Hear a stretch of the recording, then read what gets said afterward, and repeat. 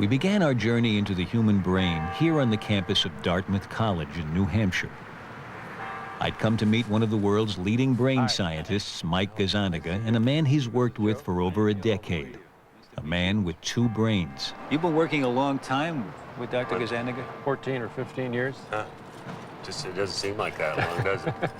Well, The collaboration began when Joe had surgery. And you had this procedure to correct an epileptic problem, Yes. is that right? Trying to stop the seizures. I was having seizures like every day or so, or sometimes 2 or 3 a day. To control Joe's epileptic seizures, a surgeon severed the connection between the two halves of his brain.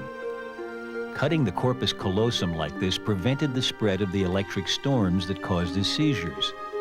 But it also prevented the left and right halves of his brain from communicating with each other. In the years since the operation, Joe's epilepsy has been under control.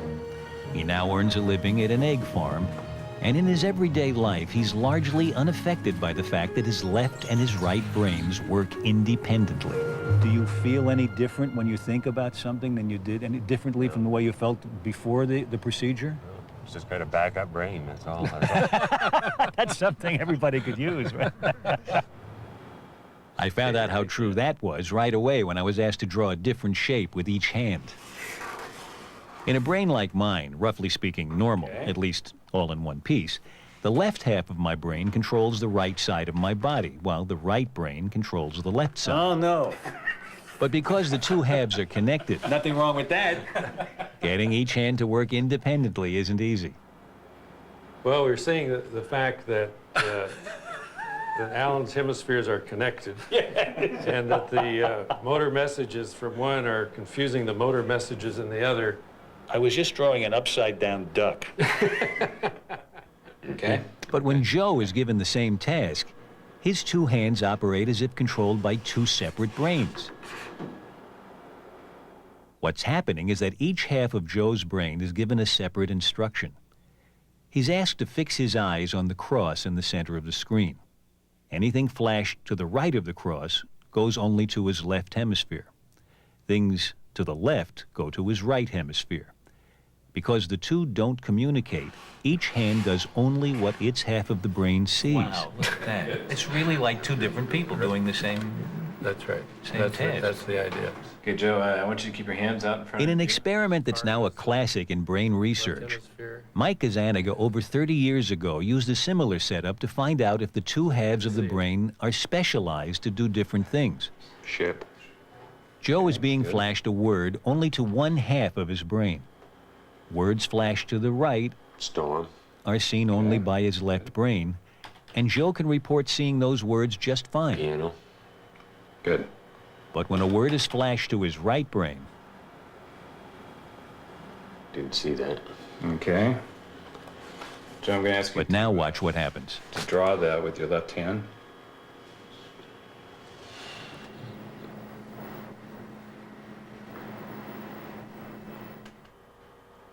They got me lost. Why don't you try drawing another picture of it over here, if that will help you.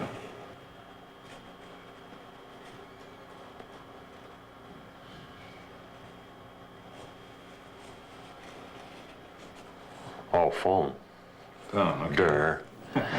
It's almost as though somebody has given him a secret communication. That's and right. now he knows that it's a telephone. But up until then, he was blind to it. Exactly. When Gazzaniga first did this experiment, it instantly proved that the ability to speak resides almost exclusively in the left hemisphere.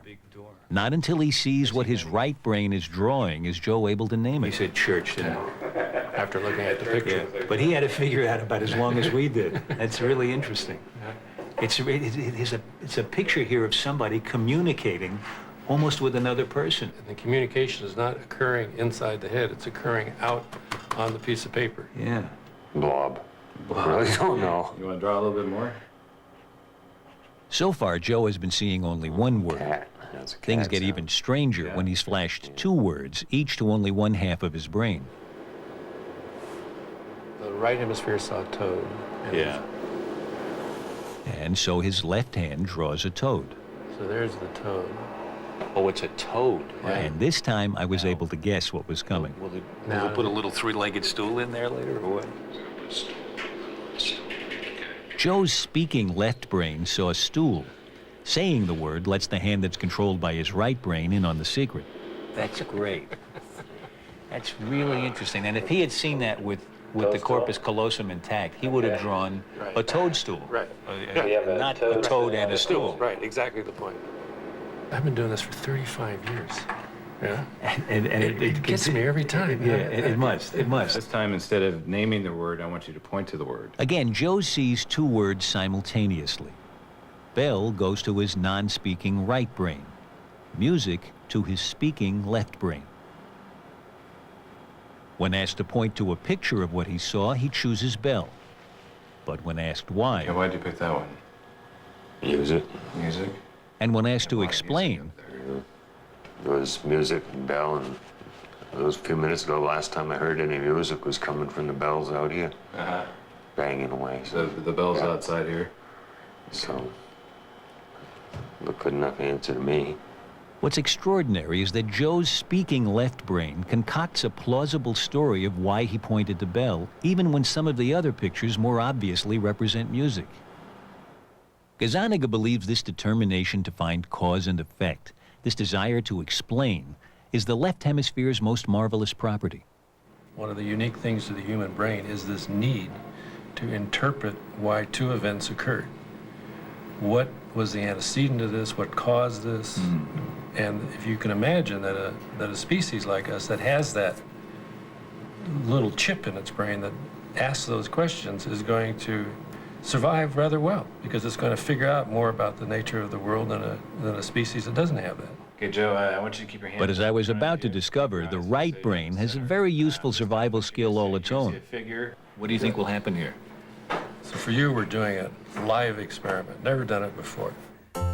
The experiment involves the 16th century Italian painter Arcimboldo, who made faces out of fruit, flowers, meat, even books.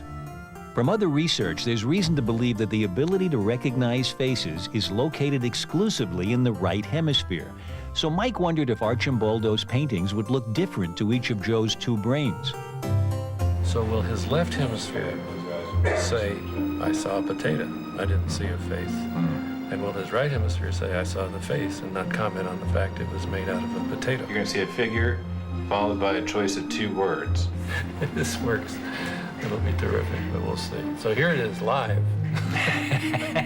Okay? The first painting goes to the right hemisphere.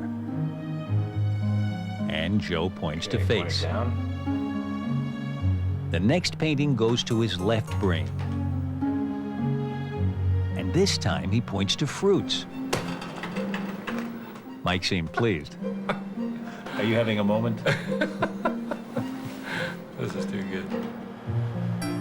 Again to the right brain, and Joe sees it as a face. Point it down. But to the left brain, Face made out of books.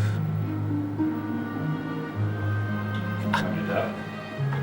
What are the books? are you happy with what you're Fruit. seeing? It's unbelievable. He's doing it. You see that?